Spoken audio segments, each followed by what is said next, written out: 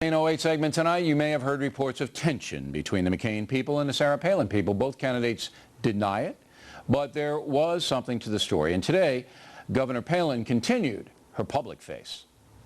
If I cost John McCain even one vote, I am sorry about that, because John McCain, I believe, is the American hero. I had believed that it was his time. He, being so full of courage and wisdom and experience, that valor that he just embodies, I believe he would have been the best pick. But that is not the Americans' choice at this time.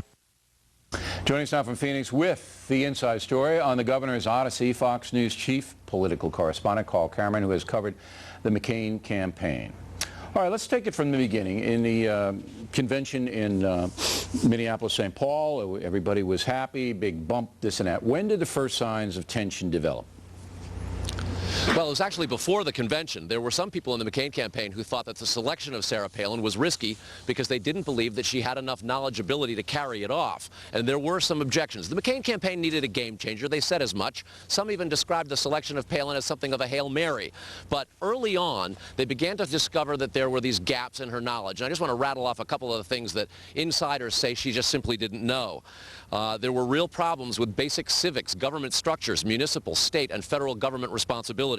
She didn't know the nations involved in the North American Free Trade Agreement, we're told. Those, of course, being the U.S., Canada, and Mexico.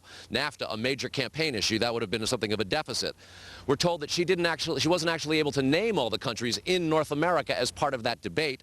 And she didn't understand, McCain aides told me today, that Africa was a continent and not a country, and actually asked them, they say, if South Africa wasn't just part of the country as opposed to a country in the continent.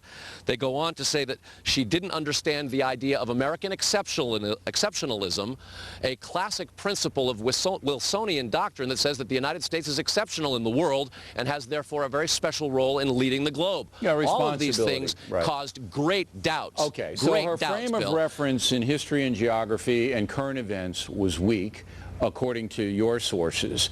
And so that, but she can be tutored. I mean, a woman's not a stupid woman. That's right. You can tutor people, and you can get people up to speed on the basics of, here's the government, here's the exceptionalism that we're talking about, here's the world map, here's our interaction. So it's got to be more than that. Go.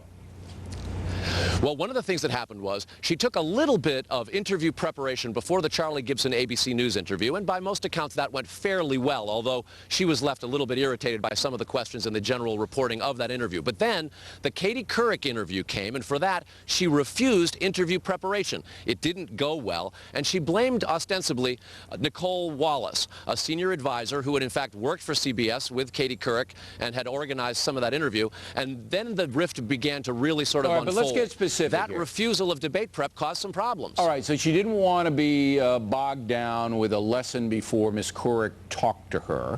And then she goes in to talk to Couric, and it doesn't go well. What does that mean? I mean, what was the big deficit of the interview?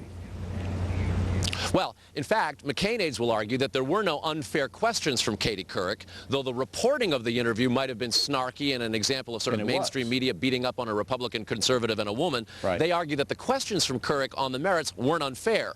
Well, afterwards, Palin began to attack staff and suggest that she was mishandled, and communicated that to a handful of people both in the McCain-Palin campaign and outside. What was her beef? What was the real her beef? Back and forth began. Okay, what was her beef that she was mishandled? That she shouldn't have been... Well, that she hadn't been warned, that she hadn't been steered to opportunities where there might have been more friendly audiences, and mostly she said she wanted to get out on the campaign trail and speak and defend herself. That was something that the campaign was definitely afraid that she wasn't prepared to do, so there was resistance. Well, now, there are other anecdotes, Bill. That's what happened with me. Well, listen. I talked to her on the phone. She wanted to do the interview, and then the McCain people wouldn't put her out there alone. The senator had to sit next to her, and and logistically, we just couldn't pull it off. Okay, so all of this now makes perfect sense up to, say, a week ago. Then there were reports that Sarah Palin herself, under the pressure, and she was under enormous pressure, started to crack. Is that true? Yeah. There are stories that say she would look at her press clippings in the morning and throw what has been described to me as tantrums. The way I understand it, there were times when she would be so nasty and angry at staff that they would virtually be reduced to tears. There was the throwing of paperwork and things of this nature. And a whole series of descriptions, anecdotes all, from the McCain campaign and other insiders' side of it, that suggest a certain level of performance that they were caught off guard by. One of the more infamous stories that's now come out is there was a time when McCain staffers went to collect her at her hotel room, and she had just stepped out of the shower and essentially met them wrapped in a bathrobe. They were taken aback by that, found it rather uncommon.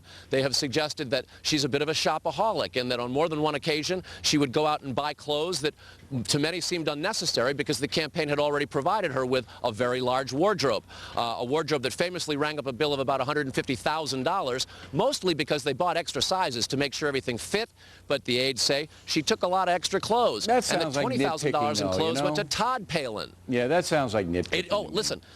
There's a lot of backbiting that's going on Yeah. here, not just between the McCain staff and Palin, but also within the McCain staff. And last week, Randy Schooneman, the former foreign policy advisor for the McCain campaign, was fired for allegedly leaking some of the backbiting about Palin. He is reported to have been a real Palin fan and didn't like the fact that they were nailing her and talking behind her back.